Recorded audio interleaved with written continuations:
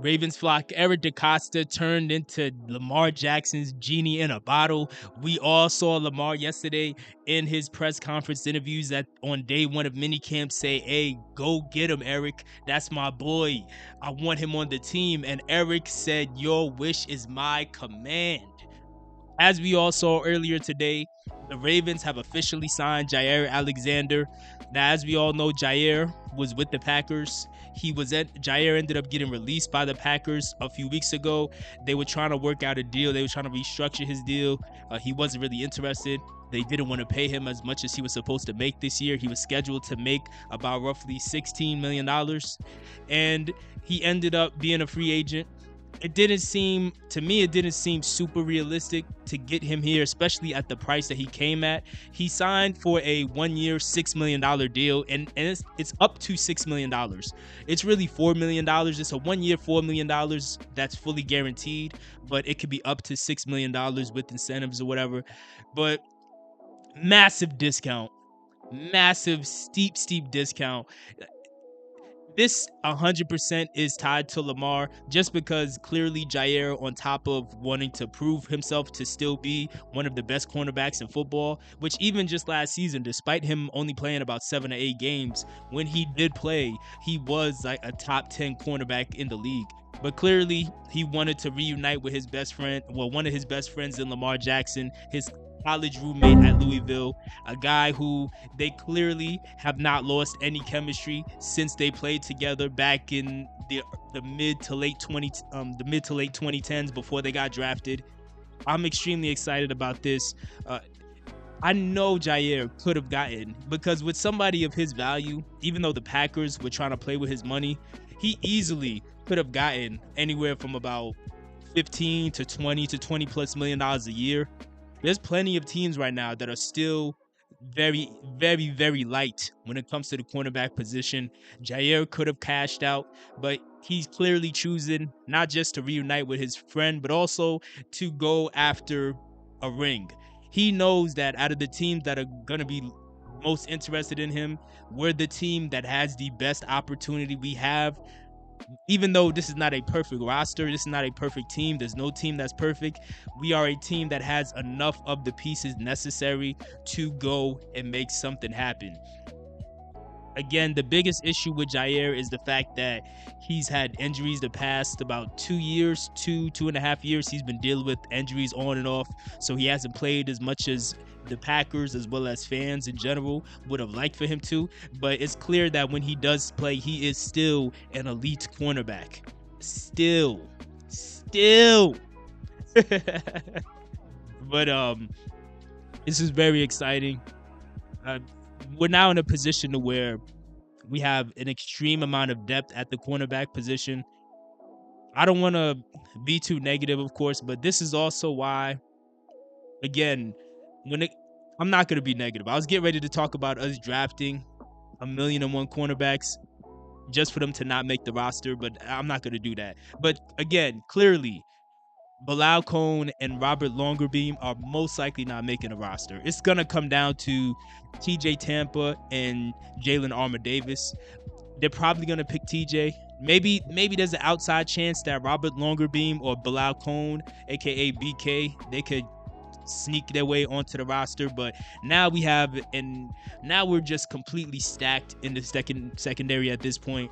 Nate Wiggins is going to be going into year 2. He already told us a couple weeks ago that he wants to get 10 plus turnovers in 2025. I did a video about that. I can't wait to see him do it. We also have Marlon Humphrey, who now that he's back to being healthy, he's looking like all-pro Marlo again. He's still one of the better cornerbacks in the league.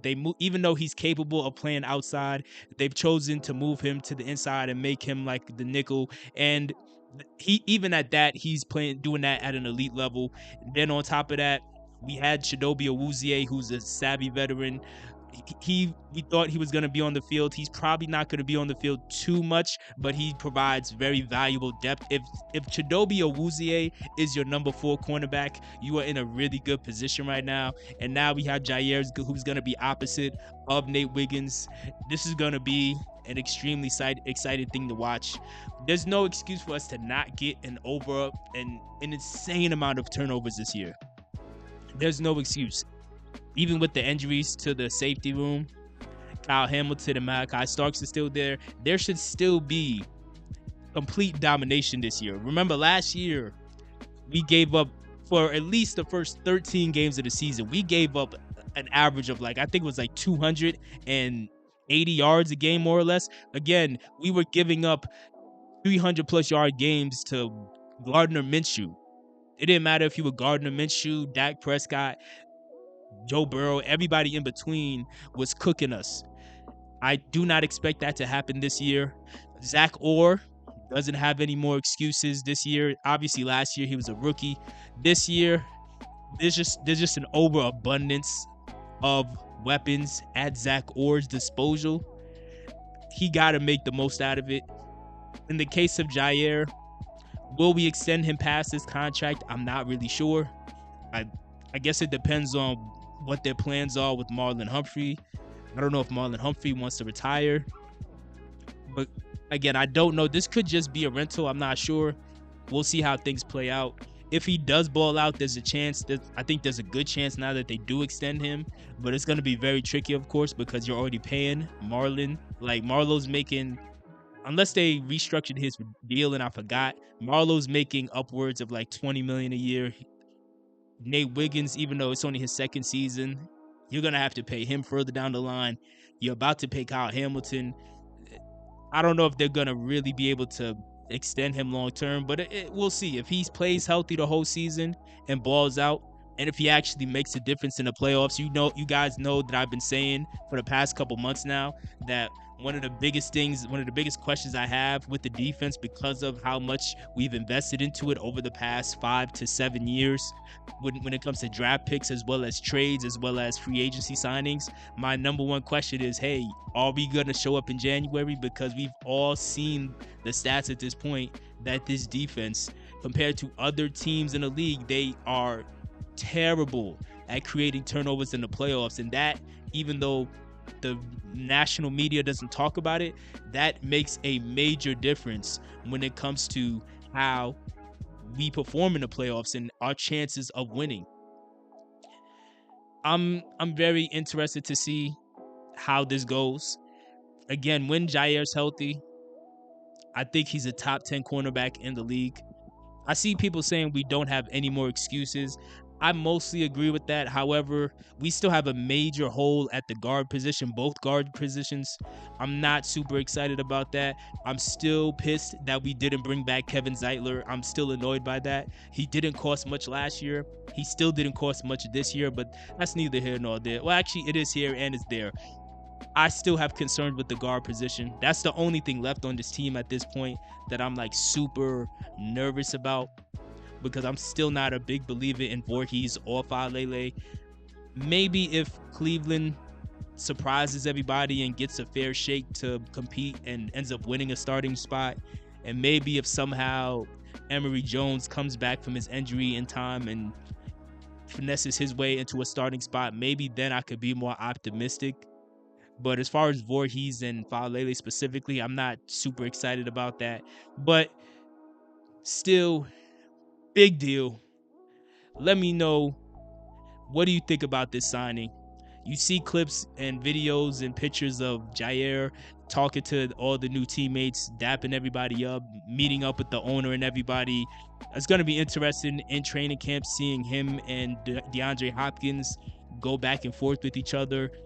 For anybody who remembers or seen any Packers games recently, when DeAndre was still with the Tennessee Titans, the last pick six that Jaire got, which was just last season or something like that, he got it when Will Levis was targeting DeAndre Hopkins. So I know DeAndre is a competitor. He might have that in the back of his mind.